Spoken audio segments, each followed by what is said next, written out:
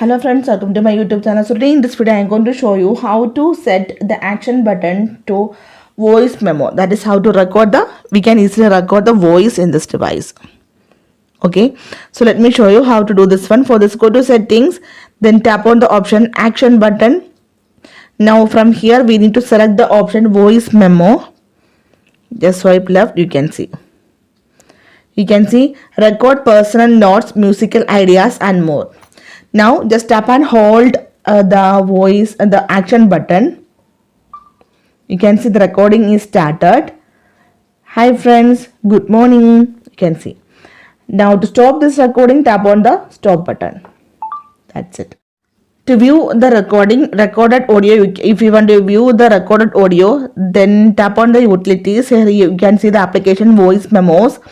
So here you can see the recorded voice. You can see here. If you want to hear this one, just tap on the option. You can see the recording is started.